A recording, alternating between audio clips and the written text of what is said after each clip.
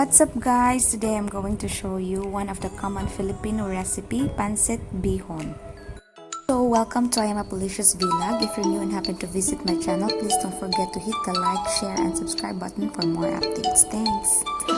So for the list of ingredients and the steps guys, I'm going to write it down on the description box below.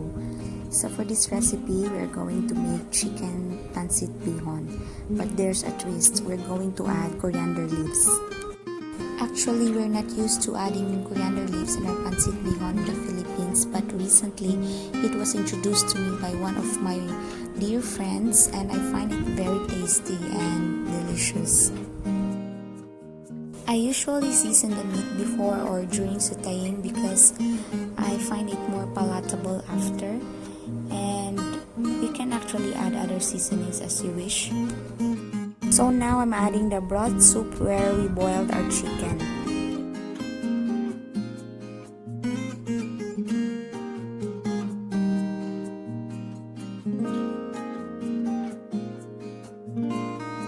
Now we will add half of our chicken broth cube, and you can also melt this broth cube before putting it into the pan.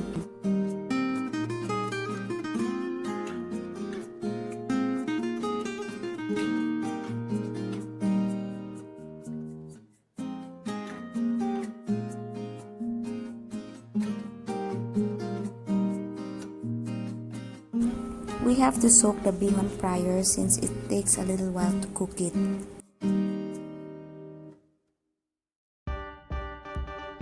I really intended to add the seasonings in parts so that the taste will not accumulate in just one ingredient. So I seasoned while boiling, sauteing, adding bihon, and afterwards you will also see me adding other seasonings, but that is as per your preference. So our bihon is already soft, we can now add our pancit or egg noodles.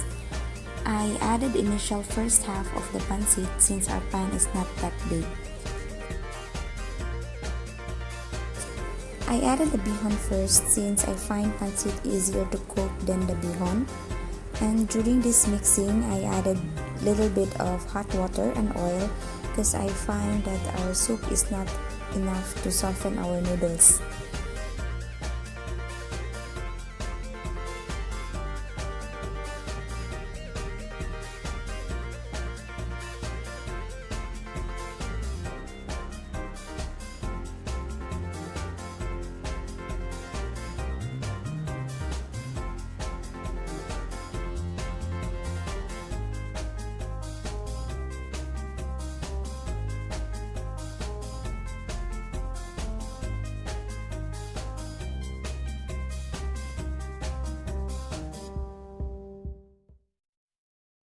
If you find this video helpful guys, please don't forget to hit the like button, share, and subscribe.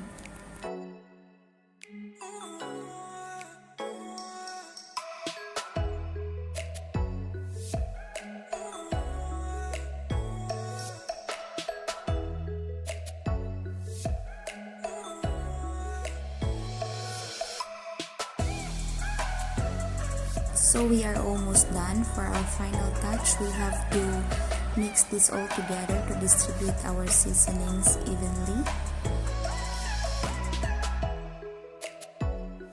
Ta-da! Now your chicken Pancit Bihon is now ready for your cravings. Delicious, I am a Policious.